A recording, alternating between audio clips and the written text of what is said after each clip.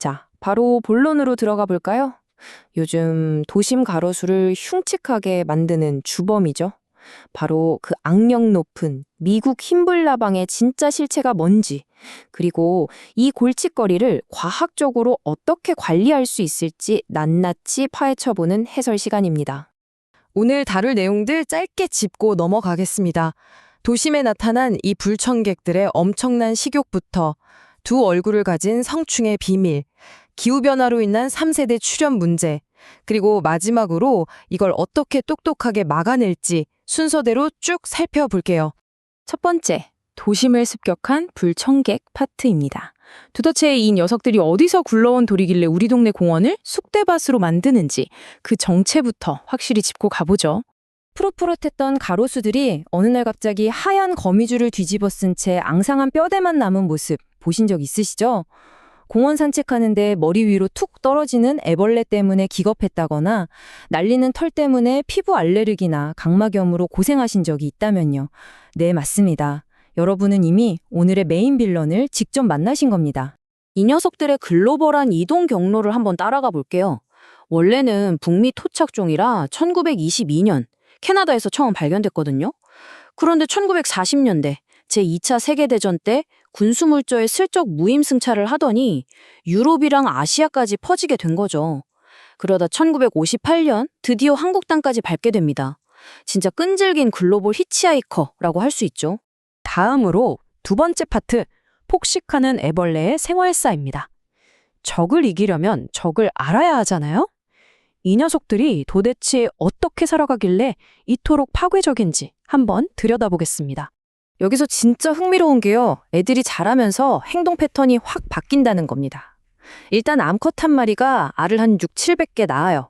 거기서 부화한 아주 어린 유충들, 그러니까 1령에서 4령까지는 자기들이 친 거미줄 텐트 안에서 오글오글 모여 살거든요. 근데 5령이 넘어가면 얘기가 달라집니다. 이 텐트를 찢고 사방으로 흩어져서 엄청나게 먹어대는 독고다이 포식자로 돌변하는 거예요.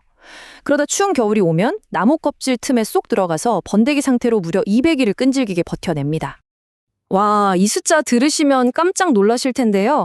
유충 깍 한 마리가 자라면서 먹어치우는 나뭇잎 면적이 무려 150제곱센티미터나 됩니다. 어마어마하죠? 나뭇잎에 부드러운 살결만 싹 파먹고 앙상한 핏줄, 아니 인맥만 뼈대처럼 남겨놓는 진짜 엄청난 대식가들입니다. 게다가 이 녀석들이 진짜 무서운 이유는요. 절대 편식을 안 한다는 거예요.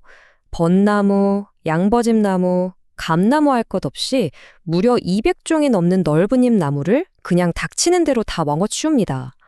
적응력이 완전 끝판왕이에요. 우리 주변 공원 나무들이나 농가 과수원들이 왜 그렇게 순식간에 초토화되는지 이제 딱 감이 오시죠? 세 번째 파트, 두 얼굴을 가진 성충나방으로 넘어가 보죠. 다 자란 나방의 모습에는 우리가 몰랐던 아주 놀라운 비밀이 하나 숨겨져 있습니다. 이게 참 신기한 게 태어날 때의 온도에 따라서 겉모습이 완전히 달라진다는 거예요. 봄에 태어나는 1세대 나방들은 하얀 날개에 까만 점들이 콕콕 불규칙하게 박혀 있거든요. 근데 날씨가 더워진 여름에 태어나는 2세대들은 점이 하나도 없는 완전 숭백색 날개를 달고 나옵니다. 딱 보면 이게 같은 벌레라고 싶을 정도로 전혀 다르게 생겼어요. 계절에 따라서만 다른 게 아니라 암수 생김새도 확연히 차이가 납니다. 수컷은 암컷의 페로몬에 기가 막히게 찾아내려고 아주 화려한 빗살 모양의 깃털 더듬이를 장착했고요. 반면에 덩치가 좀 더 큰 암컷은 아주 단순한 톱니 모양 더듬이를 갖고 있어요. 말 그대로 빠른 번식, 하나에만 올인해서 진화한 아주 지독하게 완벽한 형태라고 할 수 있죠. 네 번째, 기후변화가 만들어낸 3세대 파트입니다. 요즘 제일 심각한 문제이기도 한데요. 지구온난화가 이 해충들에게 도대체 어떤 엄청난 생물학적 무기를 쥐어줬는지 바로 확인해 보시죠. 지금 상황이 얼마나 안 좋게 굴러가고 있는지 이 데이터가 아주 뼈저리게 보여주는데요. 1세대, 그러니까 봄철 유충이 입히는 피해율을 보면요. 2010년대만 해도 6%대였던 수치가 최근에는 무려 15.8%까지 치솟았습니다. 단숨에 2배 이상 훌쩍 뛰어오른 거죠. 근데 진짜 비상벨이 울리는 건 바로 2세대 유충들의 예측 피해율입니다. 수치가 거의 27%에 육박합니다. 진짜 어마어마한 숫자인데요. 기록적인 폭염이 계속되면서 이 녀석들의 개체수가 그냥 늘어나는 게 아니라 완전 기하급수적으로 폭발하고 있는 겁니다. 아니, 대체 왜 이렇게까지 된 걸까요? 이유는 간단합니다. 봄, 가을 날씨가 계속 따뜻해지니까 얘네들이 번식할 수 있는 기간 자체가 엄청나게 길어진 거예요. 원래는 1년에 딱 2번만 알을 낳고 죽던 나방이었는데 이제는 길어진 따뜻한 날씨를 틈타서 치명적인 3세대까지 생애 주기에 성공적으로 우겨넣고 있는 겁니다. 정말 골치 아픈 일이 아닐 수 없죠. 마지막 5번째, 현명한 통합 방제법입니다. 자, 이제 상황이 얼마나 심각한지는 충분히 알았으니까요. 우리 도시에 다른 피해를 주지 않으면서 어떻게 이 녀석들과 똑똑하게 싸워 이길 수 있을지 그 해법을 찾아보겠습니다. 그래서 우리에게 필요한 게 바로 종합적 병해충 관리라는 전략입니다. 그냥 독한 약 한번 쫙 뿌리고 마는 식의 옛날 방식은 환경만 망칠 뿐이거든요. 그 대신에 우리는 물리적, 화학적, 그리고 생물학적 방제라는 다양한 도구들을 상황에 딱 맞게 요리조리 잘 조합해서 써야만 합니다. 먼저 물리적인 방법부터 볼까요? 여긴 타이밍이 생명입니다. 늦가을에 나무 기둥에다가 지프로 된 띠 모양 잠복소를 둘러놓으면 겨울잠 자려는 번데기들을 한 곳으로 싹 모아서 치울 수 있고요. 그리고 정말 중요한 건데 아까 말씀드린 그 어린 유충들이 거미줄 텐트 안에 오글오글 모여있을 때 있죠? 그때 재빨리 그 가지만 싹둑 잘라내서 태워버리면 확산되는 걸 초장에 완벽하게 막아낼 수 있습니다. 화학적인 방법, 그러니까 농약을 쓸 때는 정말 타겟만 딱 노려야 합니다. 공원 전체 무식하게 약을 뿌리면 우리한테 이로운 착한 곤충들까지 다 죽게 되잖아요. 그러니까 나무 기둥에 살짝 구멍을 내서 약을 직접 주사하는 방식을 쓰는 거예요. 그러면 독한 성분이 공기 중에 퍼지지도 않고 나무 속에서부터 아주 안전하게 방어막을 칠 수 있는 거죠. 근데 개인적으로 제일 놀라운 건 바로 이 생물학적 접근법이에요.